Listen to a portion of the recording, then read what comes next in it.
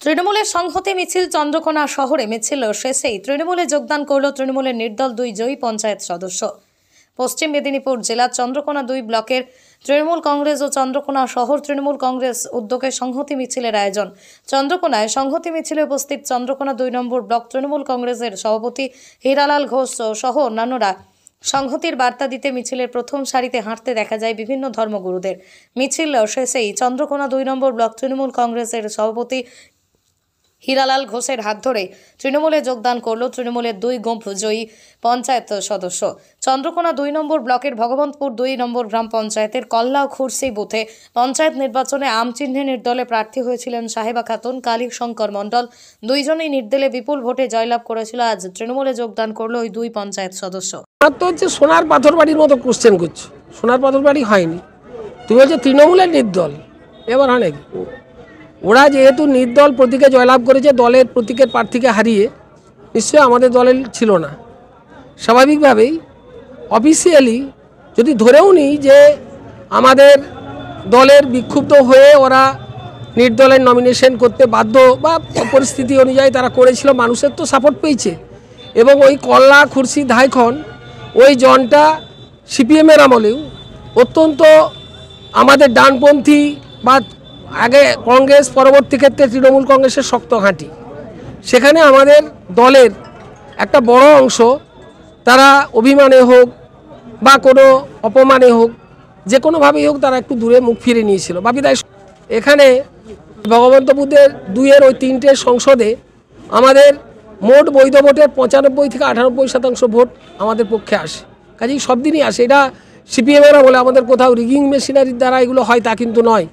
CPM যখন ক্ষমতায় ছিল তখন ওই কল্লা খুরসি ধাইখণ্ডে আমরা কিন্তু লিড করতাম। কাজেই ওই জায়গাটা বাস্তবিকই তৃণমূলের শক্ত ঘাঁটি।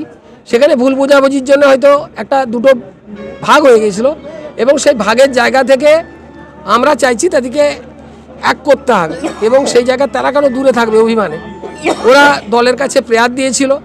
আমি রাজ্য এবং জেলা নেতৃত্বের সাথে কথা বলে আমাদের নির্দিষ্ট আজকে যেহেতু একটা রাজনৈতিক কর্মসূচি ছিল, সেই কর্মসূচিকে আমি মনে করেছি এটা উপযুক্ত একটা প্ল্যাটফর্ম।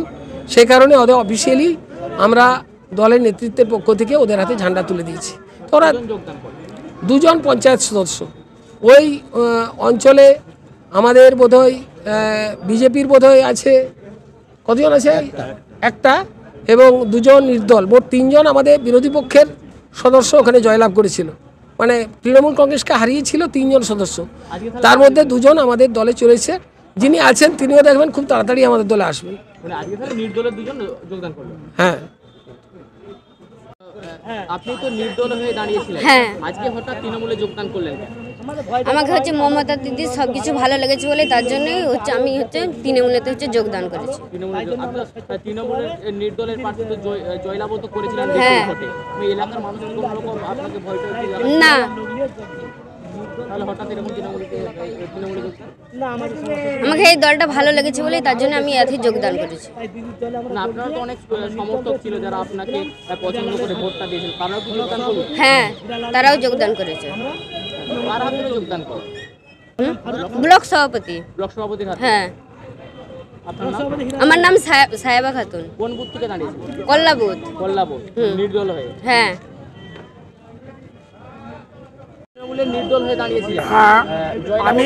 আমি তৃণমূলকে ভালোবাসি এবং মমতা দিদির উন্নয়নকে লক্ষ্য করে ভালোবাসা হিসাবে আমি ওই 2 নম্বর সংসদ থেকে আমি এবারে জয়ী হয়েছি। নির্দলে দাঁড়িয়েছিলেন? হ্যাঁ, নির্দলে আম চিহ্ন থেকে দাঁড়িয়েছি। নিম চিহ্ন, আম চিহ্ন। আম চিহ্নে দাঁড়িয়েছিলেন, জয়লাভ করেছিলেন। আজকে হঠাৎ তৃণমূলে যোগদান? আমি দিদির উন্নয়নকে ভালোবাসি এবং সেই গ্রামে পৌঁছে দেবো সেই আশা রেখে আমি যোগদান করছি। আপনার নাম? কালী শঙ্কর মণ্ডল। আপনি কোন বুথ থেকে দাঁড়িয়েছিলেন? খুরসি 20 নম্বর সংসদ থেকে। আজকে তৃণমূলে যোগদান করলেন।